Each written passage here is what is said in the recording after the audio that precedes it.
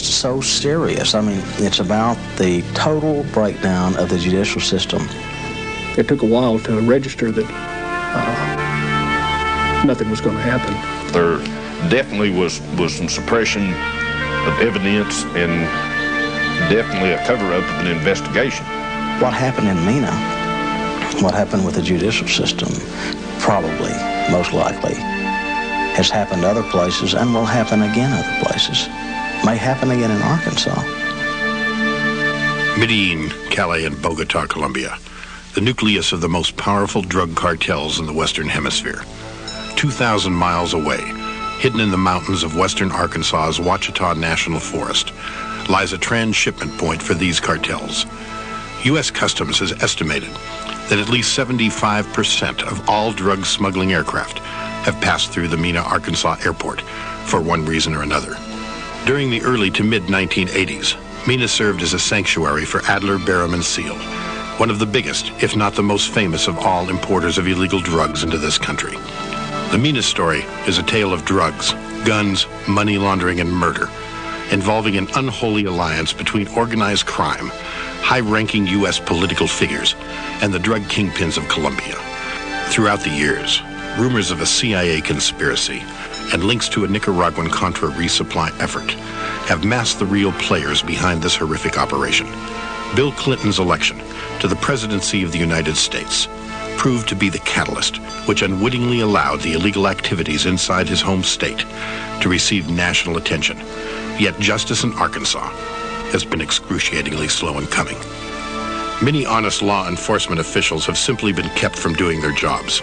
In fact, to date, 9 separate state and federal investigations into the drug smuggling, money laundering activities at Mena have been shut down. In the fall of 1995, the United States House Banking Committee, chaired by Representative Jim Leach of Iowa, launched investigation number 10 into Mena. Insiders believe the investigation will not be allowed to reach any significant conclusions. At a press conference on October 7th, 1994, the president was asked if he had any knowledge of Mena's drug smuggling, money laundering operations. No, they didn't tell me anything about it. They didn't say anything to me about it. The airport in question and all the events in question were the subject of state and federal inquiries. It was primarily a matter for federal jurisdiction. The state really had next to nothing to do with it. The local prosecutor did conduct an investigation based on what was within the jurisdiction of state law. The rest of it was under jurisdiction of the United States attorneys who were appointed successively by previous administrations. We had nothing, zero, to do with it, and everybody who's ever looked into it knows that. As governor, Clinton had repeatedly stated that Mena was a federal problem, and as a result, his hands were tied. Although untrue, Clinton managed to shift the blame away from himself. However, with his election to the presidency, Clinton no longer had any excuse. The question must be asked, if drug smuggling activities at Mena are continuing today, as the evidence suggests, why has Clinton allowed it?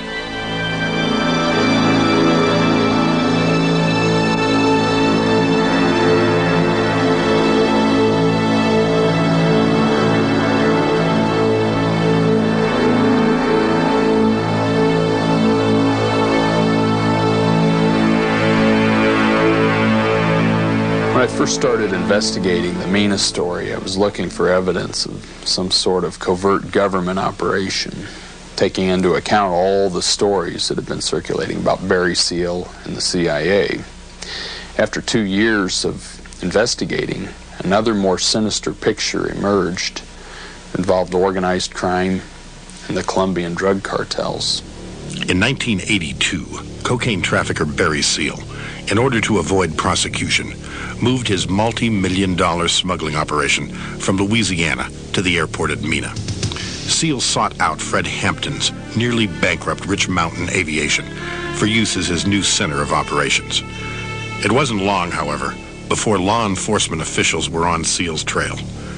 Internal Revenue Service Federal Agent Bill Duncan and Arkansas State Police criminal investigator Russell Welch were assigned to the case. In approximately March or April of 1983, I was in the United States Attorney's office in Fort Smith, Arkansas. At that time, the U.S. Attorney was Asa Hutchinson. During a meeting with him on another matter, DE agent Jim Stepp, who was also in the office, requested that I look into Barry Seal, who had moved his cocaine smuggling operation from Baton Rouge, Louisiana to Mena, Arkansas. Mr. Stepp told me that he was laundering large amounts of cash and making large expenditures with cash. He indicated that I needed to determine whether or not Mr. Seal or his associates were violating the money laundering statutes. In 1983, I was made aware that Sheriff Hadaway and one of his auxiliary deputies, Terry Capehart, were investigating a smuggling operation going on at the Mena airport. They had an inside source of information. Hadaway and Capehart's source turned out to be Rich Mountain employee Lucia Gonzalez, daughter of a Colombian senator. Gonzalez was forced to change her name and go into hiding after her life was threatened by Fred Hampton. The aircraft that Barry Seal had there at Rich Mountain Aviation there was only one purpose for them. There was only one use for that type of aircraft, and that was smuggle cocaine. They had special cargo doors installed in the side without FAA permission so that these doors could be opened in flight. They'd pull in, slide back, and the cocaine could be dropped out of the side in flight. Barry or one of his pilots would fly to Mena, where there would be an airplane identical to the one they flew in, sitting there, same tail number. They would get in it. It would be loaded with enough fuel to fly to Columbia. They'd fly to Columbia, pick up cocaine, refuel, and come straight back. Somewhere over the mainland, after they would hit the Louisiana coast, somewhere between there and Mena, they would kick the cocaine out at a previously undisclosed location and give coded Loran coordinates, and then a ground crew or a helicopter would come in and pick up the cocaine. The smuggling aircraft would return to the Mena airport, park next to the plane that originally flown there in, get in it and fly off. And then the rest would be taken care of here until the next scheduled mission. My top load paid me $1.5 million for a single trip. A certain degree of money laundering had taken place among these people that were associated with Barry Seal. I gathered extensive evidence that there was money laundering, including bank records, direct witness testimony from some of the individuals that actually participated in the money laundering. All of this was sworn testimony. I was told to deposit the large amounts of cash in amounts of less than $10,000. Even if we had $15,000 or $20,000, I would go to two separate banks and deposit less than $10,000 at one bank and less than $10,000 at another. We fairly quickly received testimony from one of the individuals that worked in the business who told us that they received large amounts of cash from Mr. Seal. Sometimes the cash would be in paper bags that would be left in their office desk drawers. And upon the instruction of Mr. Seal's associates, that money would be taken to local financial institutions, and they would purchase cashier's checks in amounts of $10,000 or less to avoid the preparation of currency transaction reports, which would have gone to the Internal Revenue Service. Mr. Seal indicated to Russell Welch and myself that his associates at the Mena, Arkansas airport had followed his instruction and had violated the money laundering statutes. He indicated to us that he had told them that they were guilty of violating the money laundering statutes and that they should be prepared to plead guilty. Welsh and Duncan had compiled enough evidence to bring indictments against Seal and his associates at Rich Mountain Aviation, including Fred Hampton, Rudy Furr, and Joe Evans. To stay out of prison, Seal became an informant for the Drug Enforcement Administration. This gave rise to the rumor that Seal's activities had been part of a government-sanctioned operation all along. However, Seal's trafficking business had been in progress long before he ever approached the DEA. In fact, Welsh had uncovered the exact date of the deal. I was able to determine the time that Barry Seal had actually become an informant for the DEA. It was March 24th, 1984. He was about to go to prison, and he rolled over to stay out of prison and work some cases with him. He's just a snitch. Welsh and Duncan had prepared an airtight case. An Arkansas grand jury was convened in January of 1986. Barry Seal had been subpoenaed and was scheduled to testify. You're dealing with an international cocaine smuggler who moved his entire Air Force, basically, to the state of Arkansas. Everybody in law enforcement that was involved knew it. You had some talented law enforcement people involved in investigating this, gathering hard evidence. You had a United States Attorney's Office involved initially, apparently supporting the investigations, assuring us, at least, that it was serious business. We requested that a money laundering specialist from Operation Greenback in Miami come to Arkansas and review the Mena evidence to see if it was sufficient for indictments. The specialist arrived, reviewed the evidence, was very enthusiastic about it, drafted, it's my recollection, a 29-count indictment of individuals in the Mena, Arkansas area. And that indictment was to be presented to the January 1986 grand jury. During the midst of the grand jury proceedings, Seal found himself confined to a Salvation Army halfway house. With no police protection or security, he became in effect a sitting duck. While awaiting his appearance before the Arkansas grand jury, Seal was suddenly gunned down. Several Colombian hitmen were later charged and convicted of the assassination. Bill Duncan and I interviewed Barry Seal less than 2 months before he was killed, and he was served with a subpoena at that time. He was under subpoena to come to Arkansas and testify before the grand jury here when he was killed. Apparently, somebody in Arkansas wanted Seal dead because he was murdered before he could show up for that grand jury investigation. Very little is known about the distribution method that Seal had. We do know that one lumber truck from Mena was busted going to Kansas City. It had a lumber facade on the back. When you lifted the lumber up, there was a load of cocaine. Same driver drove the same route time and time again. Well, the owner of the lumber company was very close to Bill Clinton, Governor Clinton, Buddy Bean. They were never allowed to do a thorough investigation. The whole thing just went down the tubes. Barry Seal's death conveniently prevented the grand jury from finding out who else was involved in the Arkansas drug smuggling operation. The media, while focusing on the Colombians, failed to recognize that Seal's testimony would have caused far more damage to his American associates. For example, who handled Seal's cocaine once it was on the ground? Who paid Seal for his illegal cargo? Was Seal's operation linked to any U.S. political figures? The assassination of Barry Seal would prove to be only the first step in shutting down Welsh and Duncan's investigation entirely. We continued to pursue the investigation, but during this time period, the investigative process was becoming very difficult, and we weren't able to get access to certain kinds of information that we wanted through subpoenas, certain kind of witnesses. Suddenly, we couldn't get subpoenas. How do you investigate out of a grand jury without subpoenas? How do you go to financial institutions and get records? You can't. Therefore, you can't investigate. You cannot follow the money trail. One deputy foreman of the grand jury came forward and said that the U.S. attorney was stonewalling, that he was trying to keep them from doing their job with respect to the Mena Airport investigation.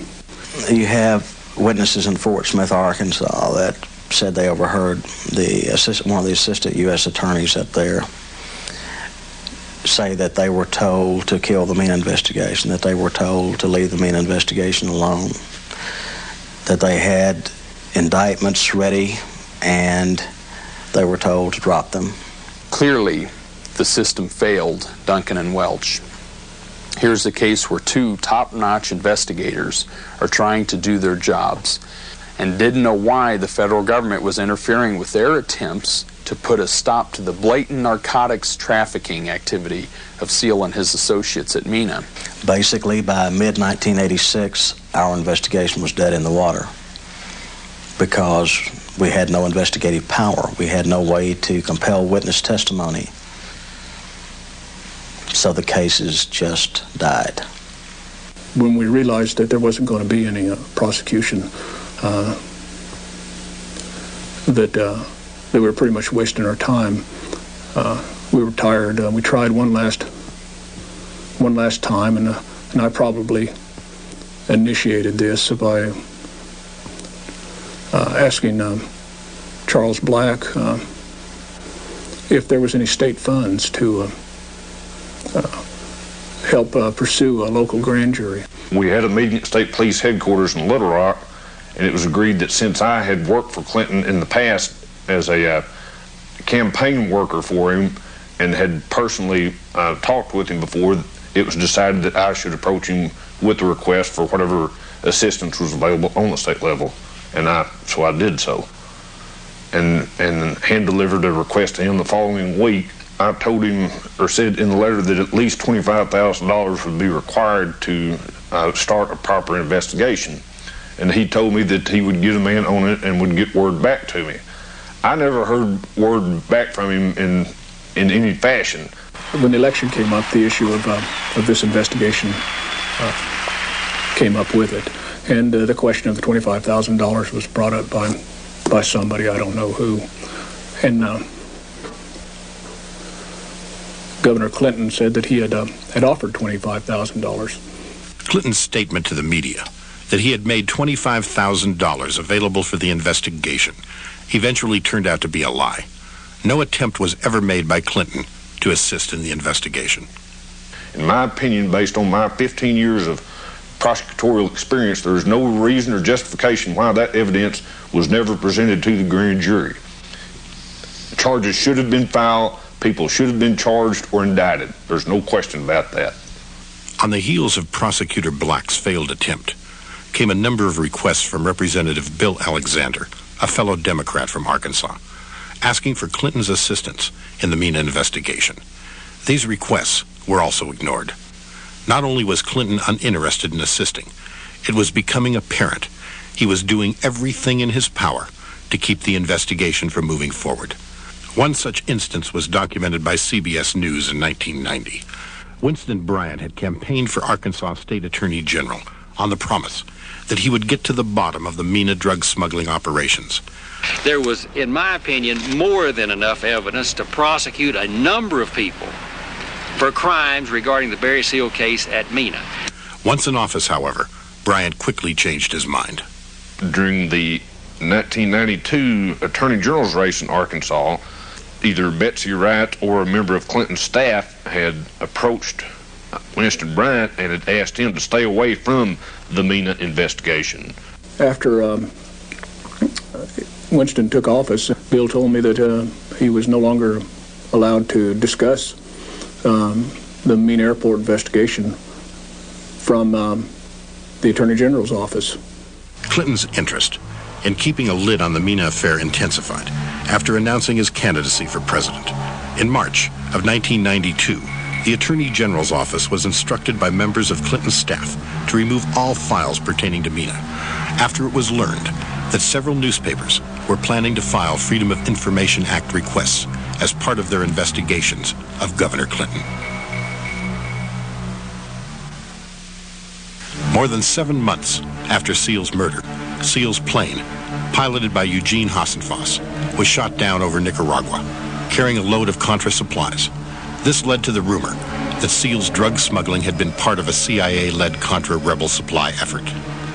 After interviewing some pilots that flew guns out of the Mena airport, the time frame revealed that these shipments occurred before the Nicaraguan Revolution. This indicates that Mena was no Contra resupply operation. After Seal made a deal with the DEA, the CIA also used him to gather intelligence down in Central America, and even arranged for him to use a C-123 military cargo plane to fly those missions. Barry Seal continued to profit from cocaine importation and used his federal protection to continue his smuggling operation. That was the very plane that was shot down over Nicaragua in October of '86, carrying supplies to the Nicaraguan Contras. This is what hatched stories of CIA drug smuggling at Mena. Even though the C-123 was shot down more than 7 months after Seal was murdered, the pro-Sandinista left was able to point to the fact that Barry Seal, a convicted cocaine smuggler, had once used a plane that later flew supplies to the Contras. This was enough to stir up a lot of stories and confusion in an already complicated scenario. Guns were being flown to South America, and cocaine was coming back on the return flights. Yet, contrary to press accounts, the guns were not going to the Contra freedom fighters, but were in fact being supplied to the drug cartels themselves. Arkansas State Police Officer L.D. Brown, a member of Governor Clinton's security detail, flew with Barry Seal on 2 of Seal's drug smuggling missions at Clinton's request.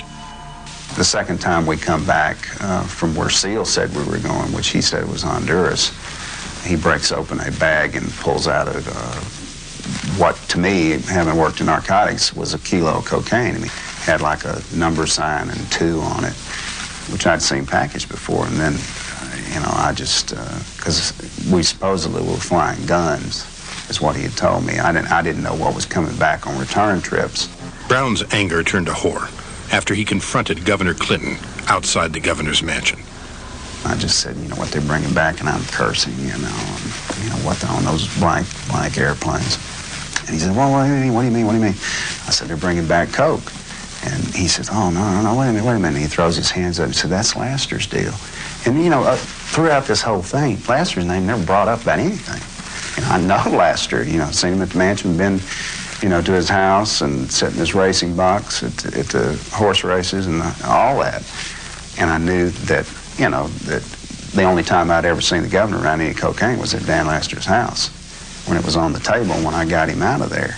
So just like a, big light goes off in my head. Cocaine, the governor, when he says Laster, I'm thinking, good, oh no. In 1986, Arkansas bond dealer Dan Lassiter pled guilty and was sentenced to 30 months in prison for cocaine distribution. He was convicted of providing cocaine to young teenage girls in exchange for sex, as well as giving cocaine to his employees and business associates. Lassiter served only a quarter of his original sentence and was eventually given a pardon by Governor Clinton.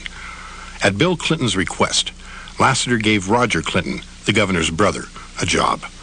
Roger, seen here, snorting cocaine in a state police surveillance video, was arrested and sentenced to prison as part of a narcotics trafficking scheme.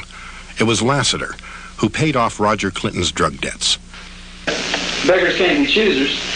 Kind of like fucking old Sam. And I'm out of the deal.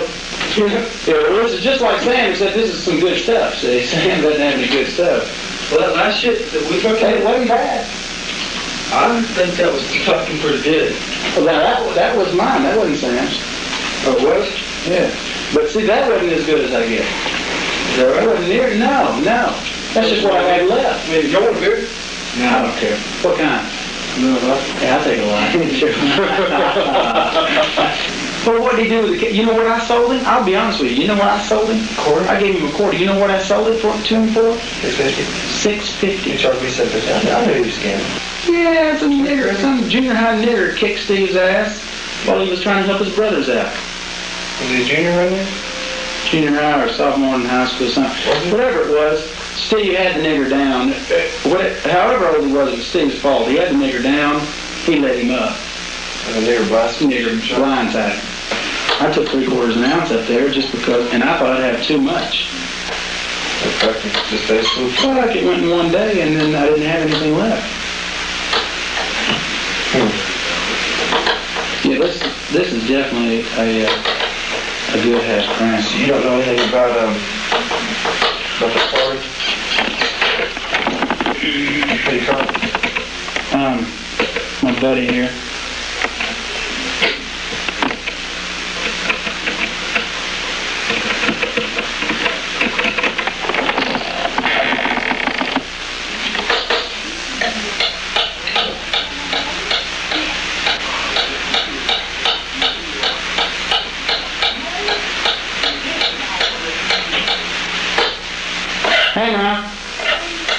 Hey now. Where's Maurice? This is Roger. This is Buddy in Arkansas. Bye. What's the problem? You just acting like a little prick. You got any coke? Yeah, he's got plenty of coke. You let him. What do you say? What is your wife? Why? He wants to talk to me because he's heard that I said, what's wrong? Did you get in trouble? He said, no. He said, I heard the other way around. I said, listen, I told you that last year. You're going to keep hearing that. Who did you hear that from? Well, he hears it from everybody. I hear it all the time. You know, I know people talk. I know there's about 4 detectives here in town that would do that. I mean, I know for a fact 2 of them. As a matter of fact, this past week, I've been talking to people in town. Who's that? Well, it's just a couple of detectives. But see, the thing is, phone number then? one of them's Travis Bunn. Yeah. The other one, well, that's the only one. I really don't like to say any names because I don't like to even talk about it because that's what keeps me one step ahead of the deal. Okay. Because I've got about 4 or 5 people in uniform that keep an eye on these people that keep an eye on me, you know, and these uniformed people help me stay one step ahead of the game. Bill Clinton personally approved of at least $664 million in state bonds for Lassiter's company. This was during the same period Lassiter was under investigation for cocaine distribution. Clinton had previously appointed 3 board members recommended by Lassiter to the Arkansas Development Finance Authority, the agency Clinton set up to issue the bonds. Employees have stated and are willing to testify under oath that both Lassiter and Clinton were involved in the laundering of drug money at ADFA. Lassiter had also been laundering over $100 million through the account of Dennis Patrick, an unsuspecting Kentucky Circuit Court clerk. Coincidentally, this activity came to an abrupt halt within days of Barry Seal's assassination. Recently, both Lassiter and Clinton have publicly tried to minimize their relationship.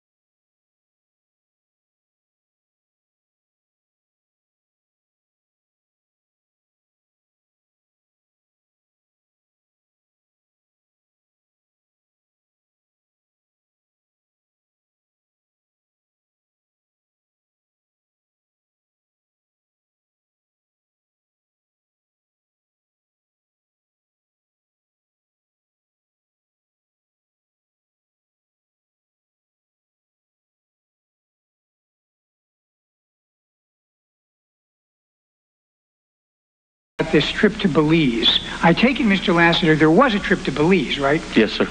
And you were on the trip? I was. And Ms. Thomason was on the trip? She was. Now, you were read a portion of a report of interview that an Arkansas investigator recorded in 1986, Mr. Drake. The investigator recorded of his interview with you, which attributes to you, Michael Drake says he later heard around the office that it was also a trip to buy cocaine.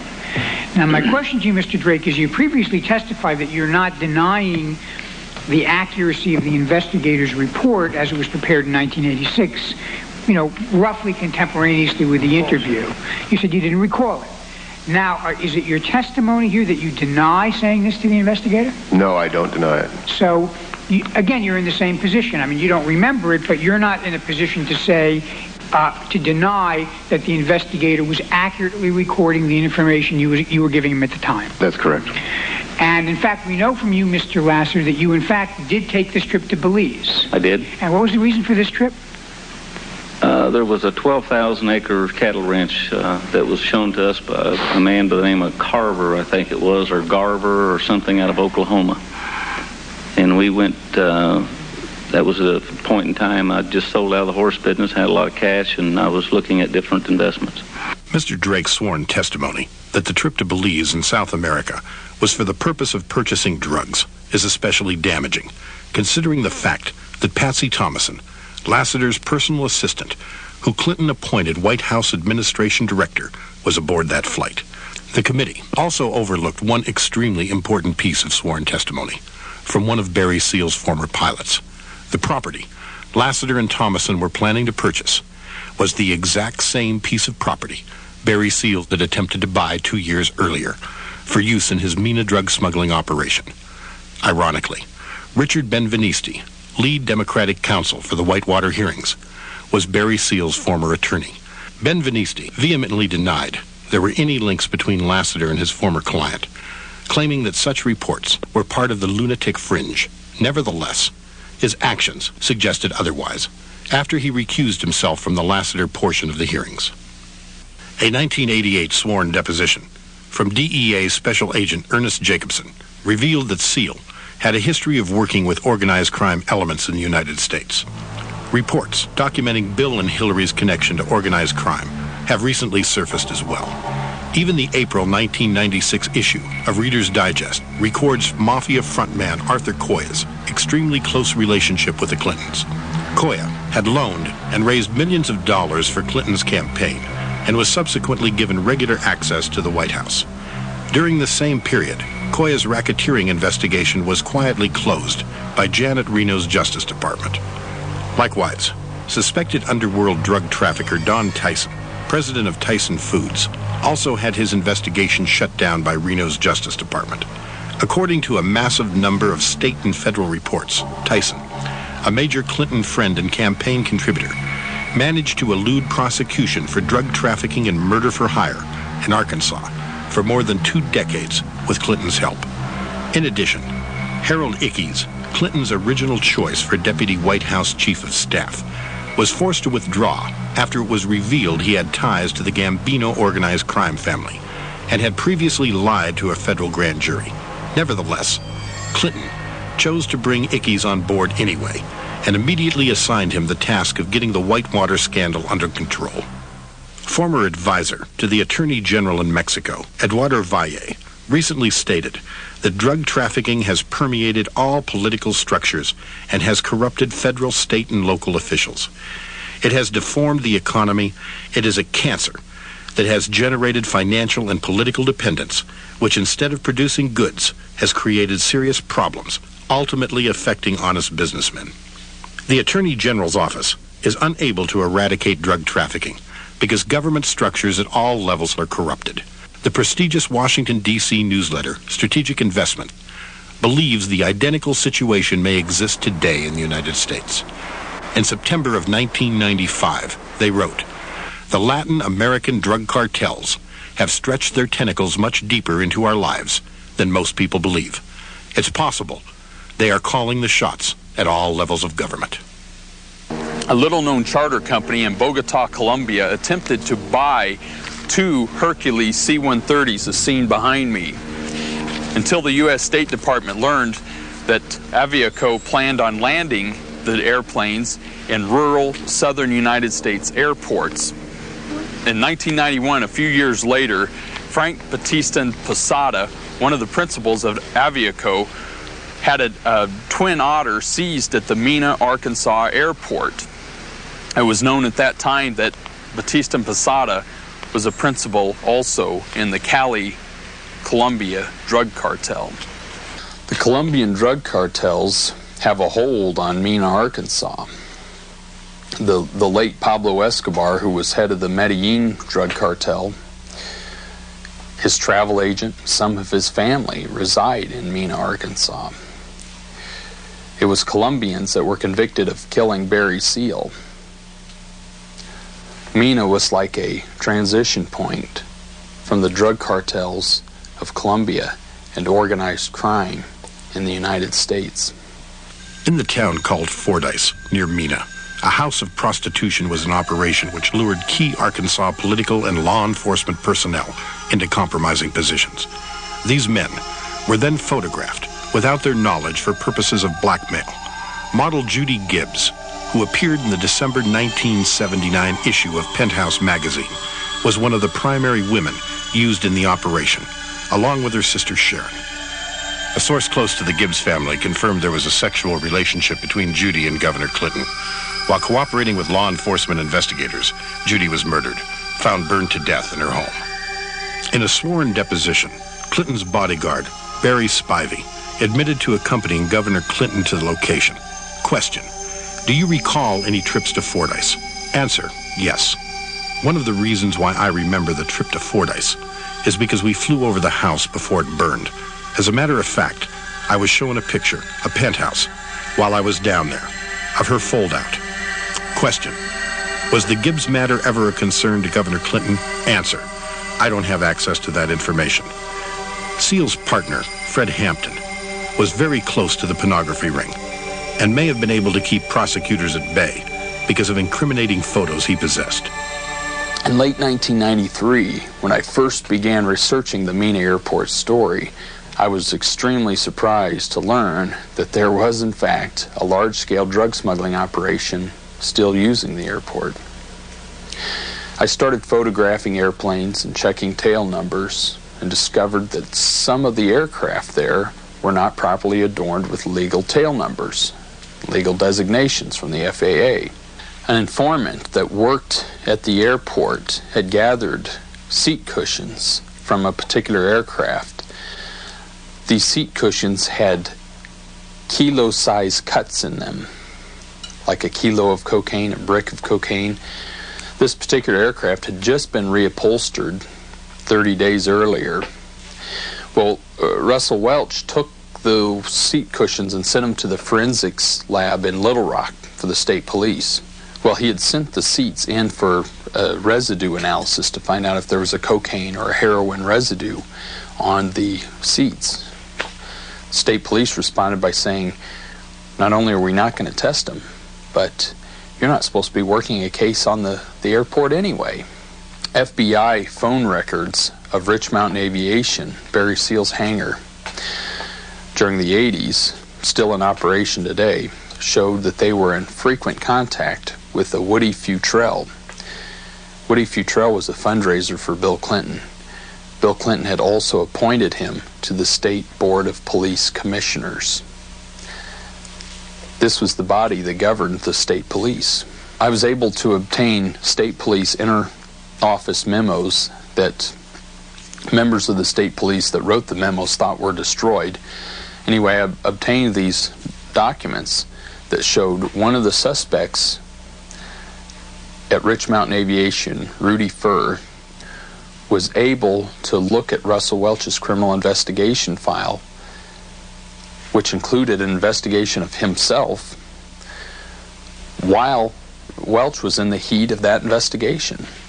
This indicated that there was a great deal of collusion in the state police with the drug smugglers. After years of hard work and professionalism on the Mena case, both Russell Welch and Bill Duncan were about to be rewarded for their efforts. Duncan, was instructed by the Internal Revenue Service to lie under oath to the subcommittee investigating Mena. The Internal Revenue Service attorneys were determined that I was going to perjure myself. He couldn't accept that, and Bill Duncan could never accept that. The man is 100% integrity. And he ended up quitting IRS as a result of that. When I refused to give the answer that they instructed me repeatedly to give, they never let up. Over the period of the next few years, he lost his house, he lost his savings, he lost his wife, because he wasn't going to lie.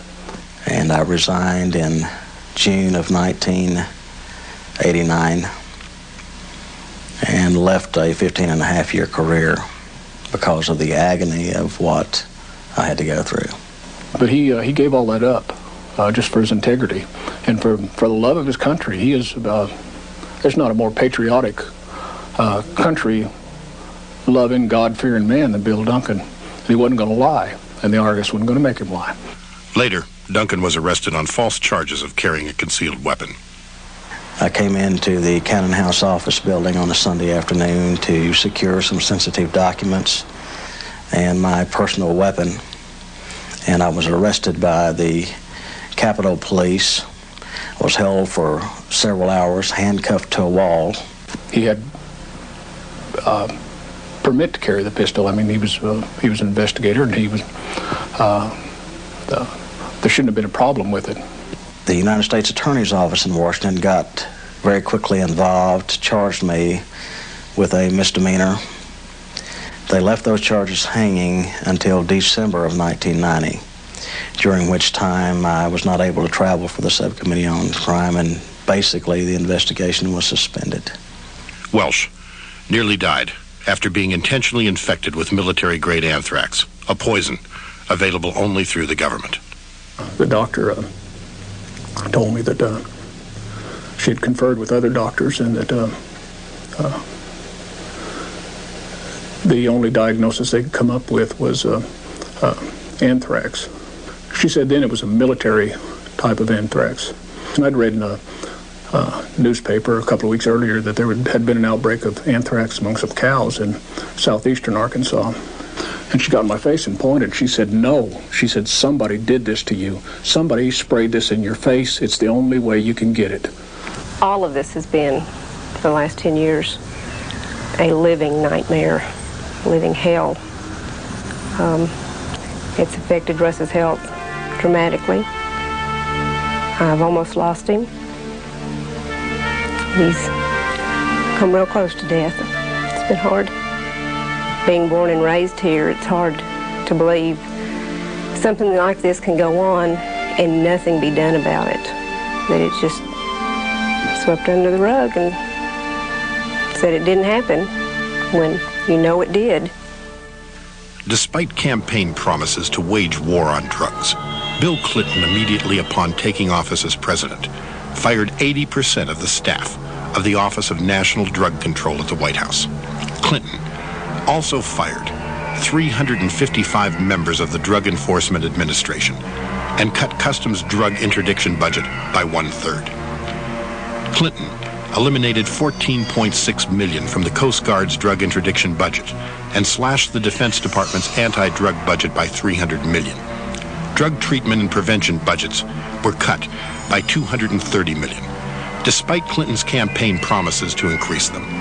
Most alarming was Clinton's decision to terminate the money laundering section of the Justice Department's criminal division, making it nearly impossible to prosecute major drug traffickers in America. With the United States drug war defense in ruins, a Clinton appointee to the Department of Defense on May 1st, 1995, abruptly shut down radar tracking of drug shipments coming from Colombia and Peru. According to U.S. intelligence officials, an estimated 1,000 plane loads of cocaine and heroin per year would now be free to enter the United States. America as a nation has never been afraid. But today, too many individual Americans are afraid of violence in our streets, our schools, even in our own homes. What can we do? We can stop the drug use that fuels violent crime and puts all of us at risk. Thousands of communities all across America are working now to end the nightmare of drug abuse and the violence it feeds. Please support the effort in your neighborhood and help return us to our better selves. A message from the Partnership for a Drug-Free America. I did not believe until this happened that things like this really occurred in our country, that the system would not take care of wrongdoing. I always believed that at some point there would be someone who would investigate properly, thoroughly, that had the authority to deal with these types of issues. But what I found out is it doesn't happen. If the American people want honest government, if they want to be ruled by honest people, they should resent that something like this happened, and they should demand that it be investigated to ensure that it doesn't happen again. If I could give you the answer to every question that surrounds Arkansas right now, it wouldn't make any difference. What would you do? If the president committed a felony, if the president obstructs justice, who's going to go knock on the door? Say, Mr. President, come on down to the station. We've got some questions to ask you.